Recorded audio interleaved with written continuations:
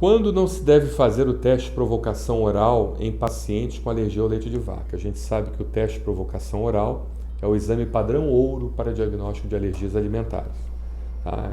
Realmente o teste, por exemplo, se você pedir um teste de pele e tentar identificar uma alergia alimentar através daquelas gotinhas, a gente sabe que o teste de pele ele pode ver sensibilidade alimentar, mas a sensibilidade não necessariamente é alergia, assim como o exame também de sangue.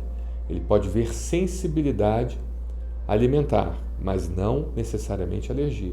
Então, muitas das vezes a gente pega um paciente que, por exemplo, vem com um exame todo positivo para ovo, para leite, para chocolate, para trigo, para amendoim, seja lá o que for.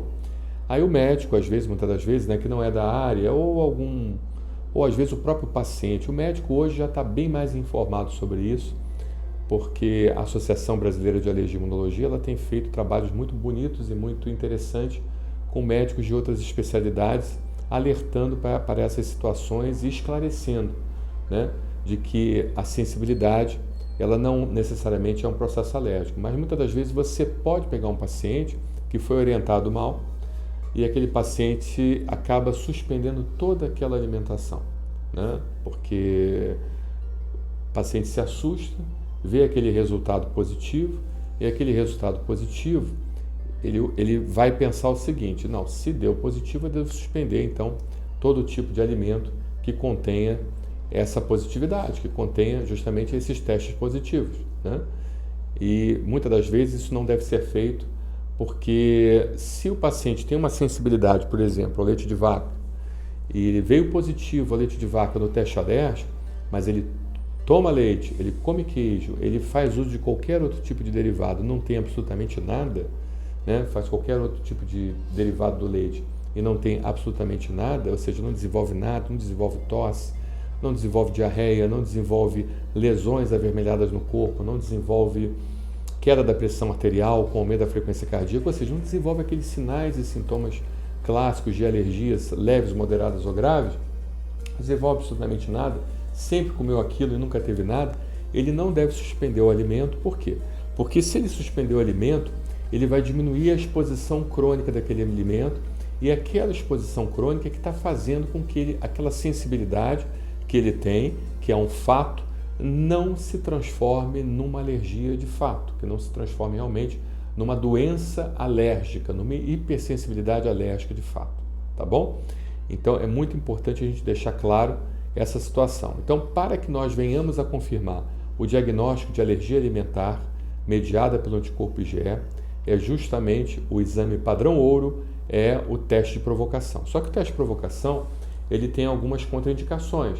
Então, por exemplo, se o paciente, ele ao consumir a proteína do leite de vaca, ele tem a reação anafilática, a reação grave de alergia, a anafilaxia, que é a reação mais grave que nós temos no processo alérgico, ele pode levar o paciente à morte se o paciente não for atendido rapidamente, então ele é contraindicado a fazer o teste de provocação. Se ele tem uma doença chamada FIPAS, tá? A FIPAS é uma doença que causa uma enterocolite extensa, que leva, de certa forma, a um agravamento muito grande do quadro clínico do paciente, com muita diarreia, com muita náusea, com muito vômito, com muitos gases. O paciente, principalmente criança, pode ter uma diminuição súbita na absorção de água e eletrólitos, ou seja, pode ficar desidratado agudamente, e essa desidratação aguda pode levar o paciente, inclusive, à morte.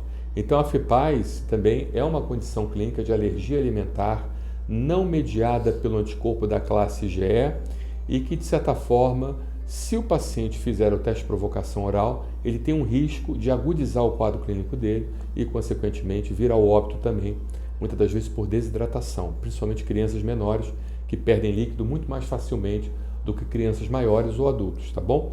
Se o paciente, de certa forma, estiver utilizando algum medicamento que vá, porventura, tirar a chance de nós fazermos diagnóstico. Então, por exemplo, medicamentos à base de corticoide.